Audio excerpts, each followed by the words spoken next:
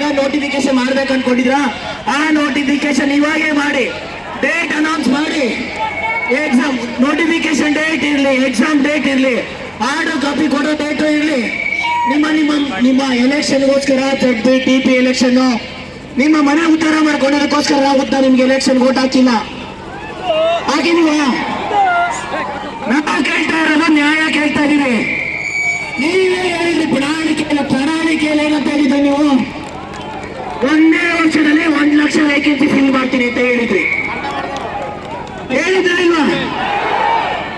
1,7,84,000 ಖಾಲಿ ಹುದ್ದೆಯಲ್ಲಿ ಕಳೆದ 3 ವರ್ಷದಿಂದ 5,000 ವೇಕೆನ್ಸಿ ಫಿಲ್ ಮಾಡಿಲ್ಲ. ಮಾಡಿದಾರ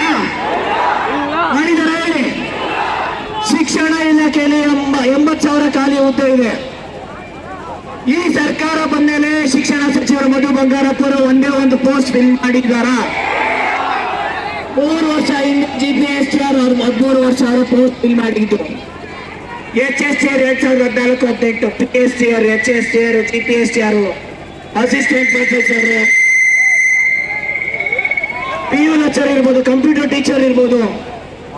ಈವನ್ ಕೋರ್ಟ್ ಅಲ್ಲಿ ಇವತ್ತೇನು ಕೋರ್ಟ್ ಇಲ್ಲೇ ನೋಡ್ತಾ ಇದೀವಿ, ಅದರಲ್ಲಿ ಸ್ಟೆನೋಗ್ರಾಫರ್ ಇಲ್ಲ, ಟೈಪಿಸ್ಟ್ ಇಲ್ಲ. ಇವತ್ತು ಶಿಕ್ಷಣ ಕಾರ್ಯ ಇವತ್ತು ನೋಡಿ 676 ಸ್ಕೂಲ್ ಕ್ಲೋಸ್ ಮಾಡಿದ್ದಾರೆ.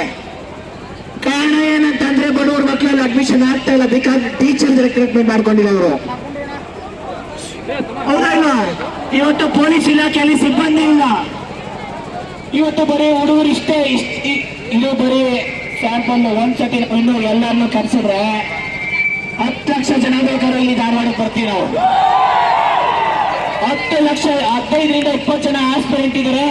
ನಿಮ್ಮೆಲ್ಲ ಪೇರೆಂಟ್ಸ್ ಒಂದ್ಸತಿ ಬರಲ್ವಾ? ನಿಮ್ ಪೇರೆಂಟ್ಸ್ ಕರೆದ್ರೆ ಚಿಕ್ಕ ವಯಸ್ಸಿಂದ ಫಸ್ಟ್ ಸ್ಟ್ಯಾಂಡರ್ಡ್ ಇಂದ LKG UKG ಇಂದ ನಿಮ್ ಡಿಗ್ರಿ ತನಕ ಪ್ರತಿಯೊಂದು ಏನಾದ್ರು ಸ್ಕೂಲು ಕಾಲೇಜಲ್ಲಿ ಮೀಟಿಂಗ್ ಇದ್ರೆ ನಿಮ್ ಪೇರೆಂಟ್ಸ್ ಬರ್ತಾರಾ ಇಲ್ವಾ?